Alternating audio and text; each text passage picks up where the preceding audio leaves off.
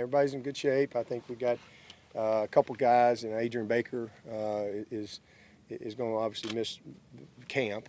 He's still going through his rehab process, doing well, progressing well, but he'll be out. And I think that's the main one. Cannon Smith's coming off of a shoulder surgery, but I think he's going to be cleared and ready to go by the 2nd. So they'll probably be limited, probably in green for a few days, but at some point in camp they'll be cutting him loose, so he'll be able to get some work in. But other than that, we should be okay from a veteran standpoint. Those guys coming back.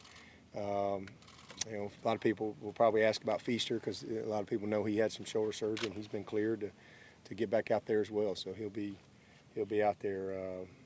TJ Chase, we're still waiting on. He's not a medical issue, but hasn't cleared all of his hurdles academically yet. So hopefully we'll get some good news on him this week. If not, he's going to go to prep school for the fall and hopefully rejoin us in January. Noah Green, excuse me? Noah Green, is he cleared? He's good. Yeah, he's ready to roll. Looks great. Yeah, but you got what some of us would consider a bucket list trip to New York. Yeah. Tell us a little bit about what that was like in Yankee Stadium and what other kind of things like that have happened for you and your family and the team since the championship. I was just telling Quack, it's the power of the paw. It ain't nothing about me. It's just because, I'm associated with the brand of Clemson. And, it's fun to have an opportunity to, do some neat things like that. But, yeah, I got invited up and took my boys. And, they thought a big building was Clemson House. And those new high-rises in downtown they just built.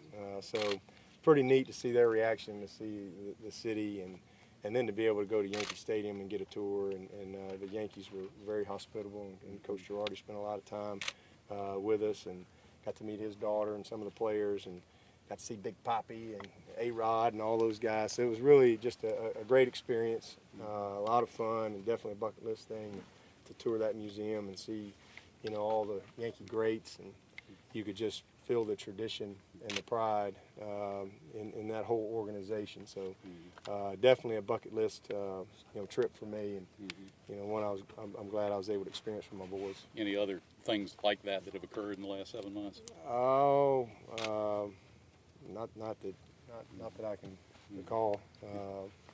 Got to go to the Cubs game.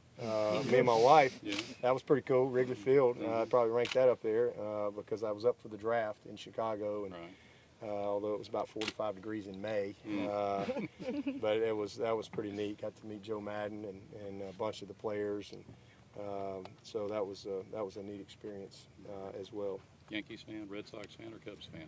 Well, I've kind of always been a Braves fan, just because I grew up in Alabama, and we didn't have any pro sports, so it was like and I'd been to Georgia. That was about the closest. Florida didn't have a team when I was growing up. Mississippi didn't either, so Atlanta was the closest team, and Bob Horner and all those guys. I used to know every position, every lineup. I knew the backups, the pitchers. So. I followed the Braves. I remember being in college in my dorm when Sid Bream, limped around the bases toward home. We're all sitting there, is he going to make it? Oh, my God, he ain't going to make it. Holy cow, he made it, And so, it was a lot of fun pulling for the Braves. But, I'm just a fan of teams and organizations and competitors.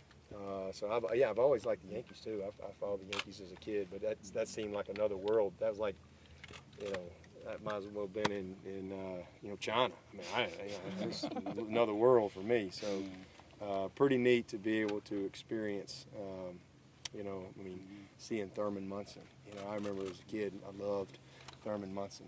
So, is it fair to say that things around you and things in your life maybe haven't changed, but have kind of ramped up a little bit because of what y'all did last year? Well, I don't think just last year. I think just the past 7 years.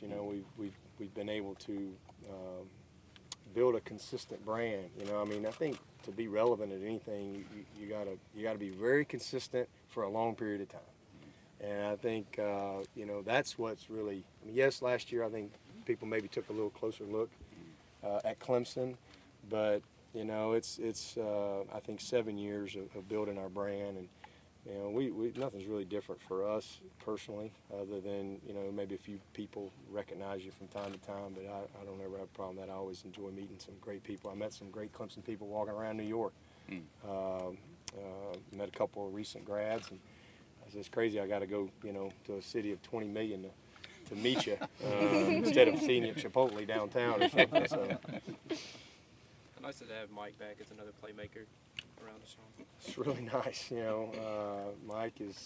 Mike's a game changer. I mean, he changes, I think, everything from a defensive standpoint and how you're going to try to defend us.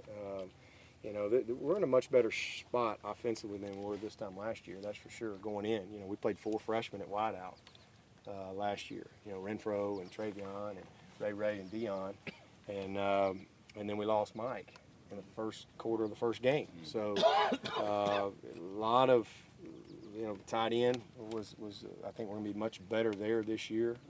I think that's a storyline that'll be fun to track, because I think the backups at that position are ready to really become factors for us. Same thing at running back. But having Mike back just brings a problem. It's just another one of those things that defenses are going to have to deal with, because he's a hard guy to handle. Anything else? One last thing, Dab.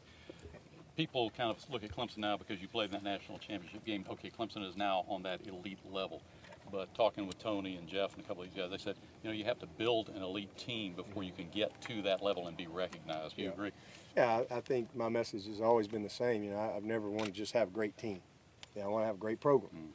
And to have a great program, you have to be consistent for a long period of time, you know, and I think that's what we've been able to do, and I think that's why we're relevant.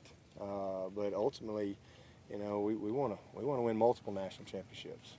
We want to win multiple ACC championships. You know, we just want to be a team that's consistent in everything that we do.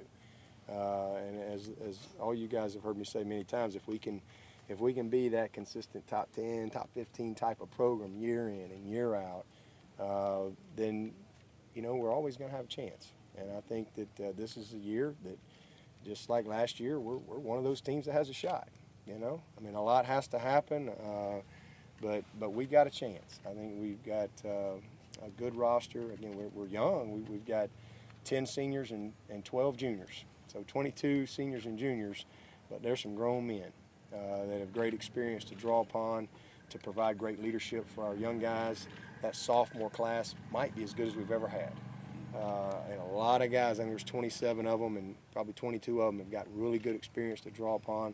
And then a very dynamic freshman group that's going to come in here and help us. So it's a good roster, and you know, I think we can be another good team this year. But I'm much more interested in the type of program that we sustain around here.